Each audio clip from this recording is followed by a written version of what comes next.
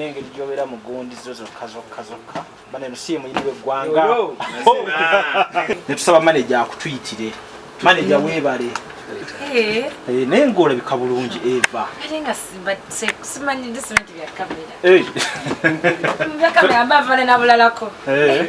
so tuli wano ne mikwano gyo mu mawulire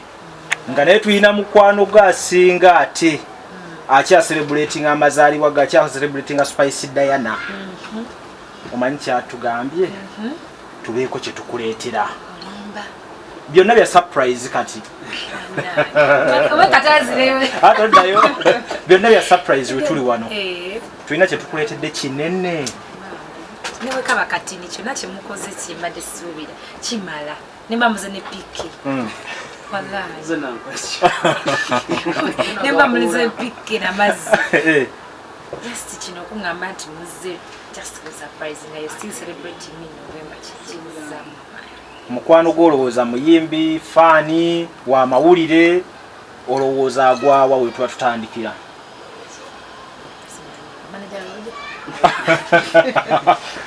osazewo yatagwamu bujogoli maneja yegwe si maneja banangani sipaneni n'emikwano mingi sisobola kuteebereza bane tumubbireko sekita mwagwa oba abenga akyateeba alina emikwano mingi amazima ga Katonda talimbye race pastor talimbye era owai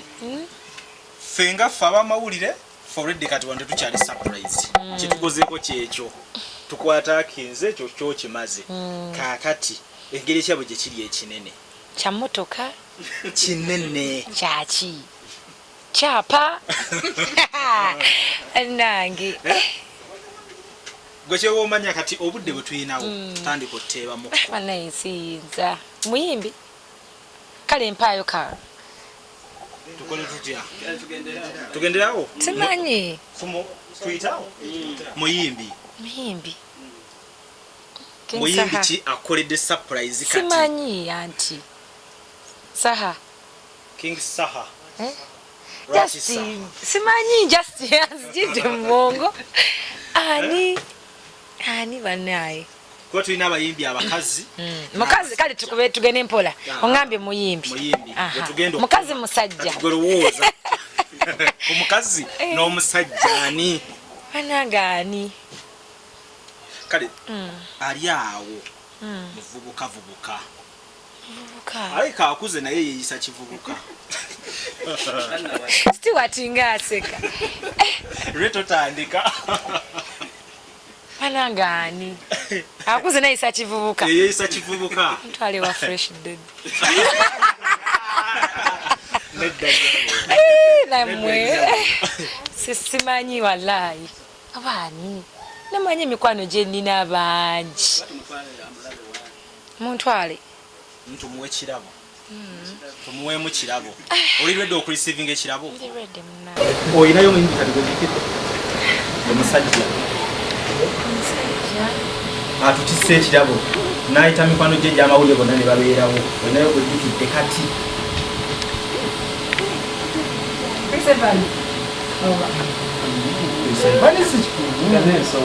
ensonga lwaki Chris Evans ensonga olimba feri number 1 ngate nebazizaako nabangera nakwata ne mungala naye no simanyi taso kulijo bila Evans bazamala nefe munaku 2 twakatoli yimbo lwatuwerawo amaanyi abantu balwagalirawo so nange nekizaamu amaanyi nengamba katongere ddala otukushi ate nze bwekola collabos bwekyo bwembeera era collabo tuva nzikola n'abantu nga tukolagana bulungi kubanga twagala nnyo okukolera awamu olimba lukole era nze collabo zange zisinga zonna zitambuleko kuleka omuntu nga ye wa mutu munene nga muzibu wakolagana naye naye obanga oli muntu mwangu wakolagana naye collabo zange zitambula bulungi so tukwatira wamu so Evans abadde muntu mwangu amuga tukoleyo kano tukole kali tukole nga naye abeerawo ate nga nange njagala nenkolimba nekola bulungi kubanga bafaani ba Evans nange mbeetaaga ate naye abampadde ba Spice Gadgets nemuwaayo kolabo bwe zirina okutambula bweso tulina okukolera awamu so Oluyimba lwatuzzamu amaanyi kuva mu ntandikwa siraba nko Oluyimba lubeera n'abantu ndowooza videos ku TikTok emitwalo nga 8 lunaku videos emitwalo kitegeeza buli lunaku lufuna views lufuna challenges abasukka mu mutwalo ngomanyi omuntu oyimirira mu simu ye kufuna Oluyimba bwe lutyo abantu omutwalo mu osobola dufunanga mu myaka 5 kizibu ne views luli mitwalo 3 plus ate nga lutrendinze ku page ye neyange ewono lutrendinga number 1 ewange number 4 the same song so si kyangu abamanyi ebintu bya social media muba mukiraba ne views enyini kati lukompitinga n'ennyimba ezibaddewo emyezi nga zirina views ezo naye nga ffe just twogerera mu nnaku so twebaza mwenna bafaanyi olw'embeera eyo mbadde njagala nti nga bino by'okuyimba nga kuba kino ekyo tukimaze ati n'okukyalako mbazadde ba Spice ekyo bwe kiba kisoboka alhamdulillah bayagala kisabo kyaleko mbakadde okyalengaani ye yanaamanya bwananyangira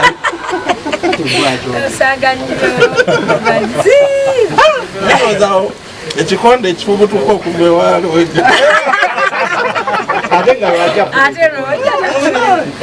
era wotegeerera nti ebintu byatabukana bwino ku bwino naye nga bambi tuli basanyufu nnyo ngera bwe mutulaba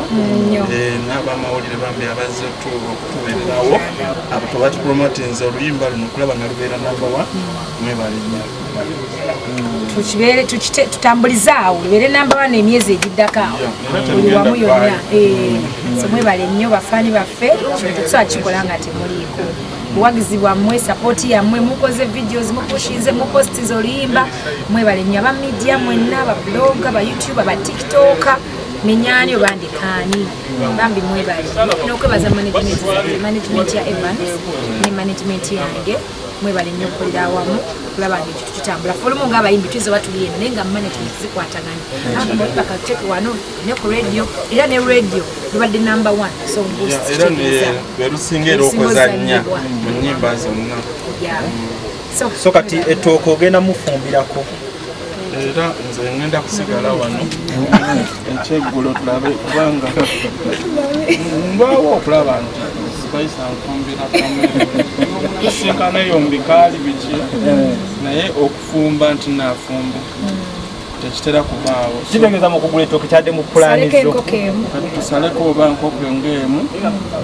then ndabe enfumba ye bwena ne kalato kalengera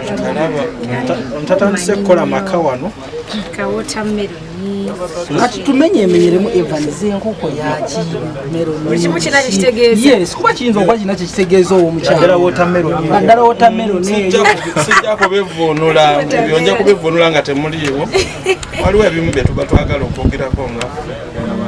naye nga okutwalizamu byonna bibyo era mmanyi nti asiimye ne manager Roger bambi munebaliza sinnamulabako wano nayakoze omulimu gw'amaanyi tokaabambu asobola wewaawo era bwe kiba kyetagisiza okulaga omukwano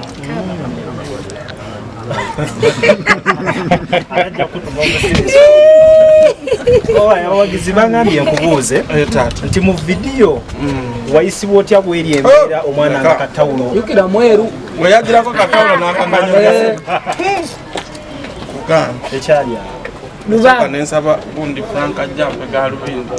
nagamba nti ate wano tebajja kutegeera ati mumetawulo agijjeko obujja oluvannyuma namusaba ateekemu akantu wawo yagaana nze njagala kujjanga bwe kakana oteekamu akantu toteekamu toteekamu nakateekamu lwamba nga ye yali agala kujjanga bwa so kati vidiyo oleggwa mwawukana mutya netutambula tobona kulaki nga Roger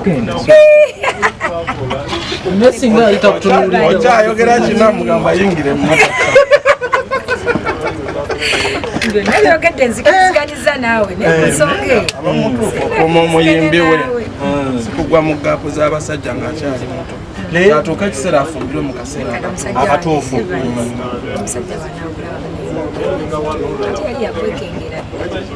omusajja ate tugezaako okubikirira embeera ate gweoyogera nti ebintu bituufu naye nga tukutta spice ng'oliko kati abasajja bangi abakozeeko olukomera eno Evans ekitiko nanywa kyalogabe akitegeeza buli amukwatamu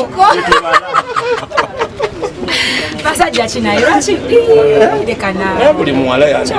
yandibadde bwatyo nga buli musajja yandibadde amwagala okumutwala nga bamuyaye naaba nga yalina okusalawo twale Chris ntwale bojja Evans olina akantu kawatadde ku TikTok kenala katambula kadde ku TikTok Facebook mbu nawe oyagala ofuneyo abakazi babiri abakulwanira Spice ogenda mwongera kani agenda okukulwanira ebyo biba byalwali olimba tewandyagadde bakazi bakulwanire sikirungi just batusaaga mu kusaazi nze ngate njagala banwanyi naye kiba kibeera fana ennyo nga abakazi bali so omuntu oyo yenna weva gwe bali mu kulwanira alhamdulillah naye nze ngomu sande kyagadde nadde nsaaga mu kusaaga kale tumalirize nga buli omu atubuulira ekika ky'omusajja gwe yali yagadde n'omukazi gwe wali yagadde asooka ekika ky'omusajja kye gwe wali yagadde yali badde mu kifaananyi ki aba omwero olwadde mba disqualified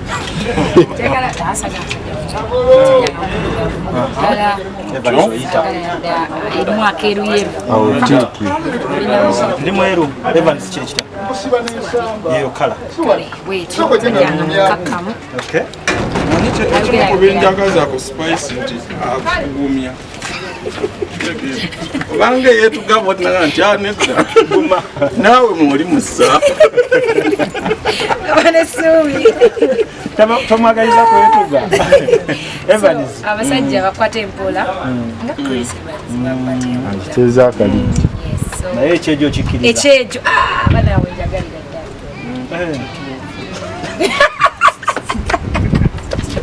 ddala Evans totandika nga muyimbi ngayekabyakabyamu olumu nga muyimbi nga musiime sina buzibu kwega buli wakabamu okwatibwa ekisa kisebo kitaata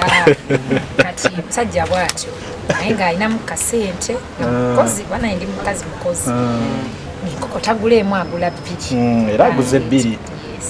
no kabuze katangulemu olw'embeera y'akasente naye mukamunanga onanga kulese omukazi asaana bbiri akakaga kanakala nako kateeka nosigala ng'okyayita koze bbiri naye ngaatagatana alhamdulillah zigende so yoyo omusajja complete man ng'omukyala so omukyala nze njagala nnyo ekitiibwa njagala nnyo omuntu waliwo omusajja bamuyita Evans Chris naye bamuyita Evans incidentally naye bwe alina omukyala we omukyala oyo tulina emirimu gye tukola naye buli waabamukubira nga Mr. Evans mbadde ngamba njagala nnyo omukyala bw'atyo akuba ekitiibwa era nabuuza oyo Evans ne mugaana naye aba abakyala mubajjawa njagala omuntu nga Mr. Evans ndi kukubona naye osobola oyinza okunkima kuwani Mr. Evans nga saagala kubeera Peter Evans ng'ayita akakoko kitegeera bw'oba ng'osobola okugenderamu eyo embeera nembanga eyeekangamu n'okukkakkana bw'owulira nga nsitudde eddoboozi gwe nokka n'ogamba Chris lino aba agenda Chris eryo mutesi kuguna omulembe naati kyeŋŋamba atasobola mbeera eyo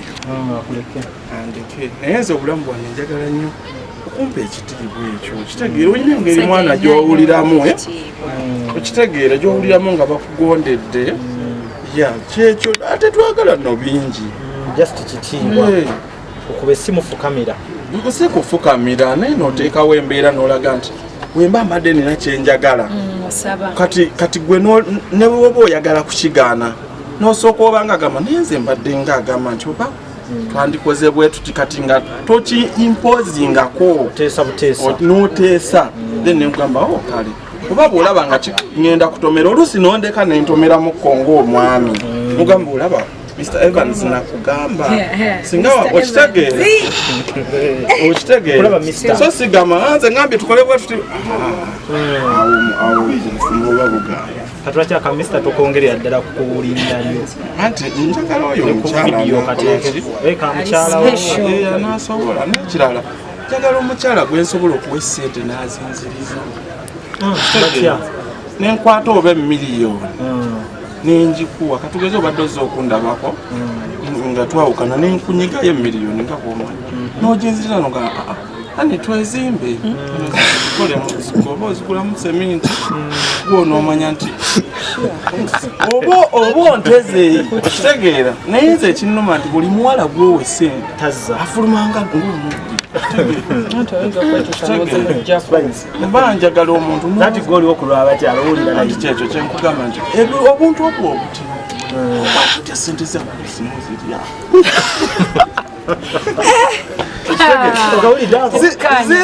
zize mu disguise eyokukolaki nze nja kutegeera nti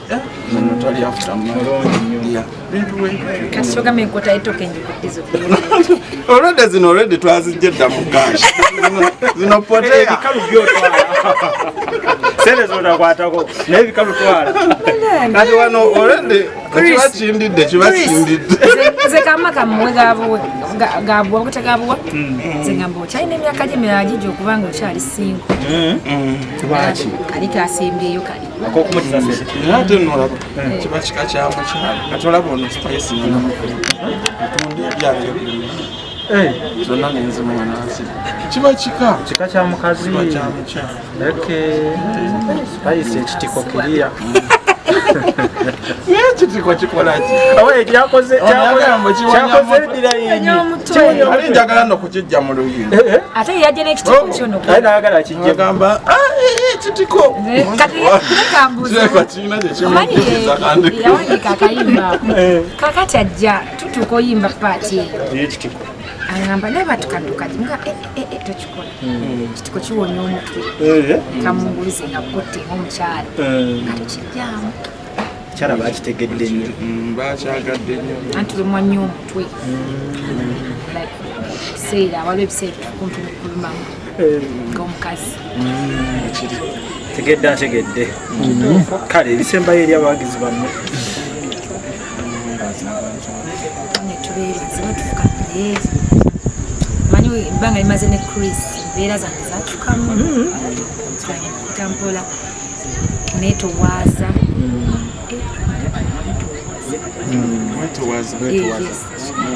kati kanewombeke nebaze fani waffe fani wa Spice fani wa Mr. Chris Evans mwebale kutuwagira kayimba kaffe tukongeremu ate amaanyi kuba kati kali ku nnamba emu tukakasizza temukawagidde tukongeremu amaanyi naffe katukole okwaffe wongeramu amaanyi kakongera osigala waawo exactly kabeererewo ddala te kabatuukire ddala ku mwoyo mikolo tujje tubuyimbe buli wumu waali nga fani wange fani wa Evans tujja kuba tujja obayimbira akayimba tubaagala nnyo kama abatukungire munnange kale nange Chris Evans njagala okwebaza abawagizi bange mwenna abali eyo mwebale okubanga mumpagidde ebbanga lino lyonna mwebale okutwagala mwebale okwagira kolabo yaffe ne Spice Diana mugende mu maaso nga musubscribinga Spice Gadgets mugende ewa Spice Diana YouTube ba Chris Evans Polik mugende ewa nanti gwaliwangamba nti nteekeko nti si bya kizungu nyono nga Chris nze waba onoonjagala nokuba mweswaga ogenda tononera faama waffe Chris Evans Polik mugende kwa Chris Evans sinakayitamu bulungi ba Chris Evans Ninians ojja kutatenkanya kubeera gwe master kale naye nga mwebale nnyo ne bannamawulire mwenna abatumbula ekitone kyaffe beebaza Spice nsabeko bifaananyi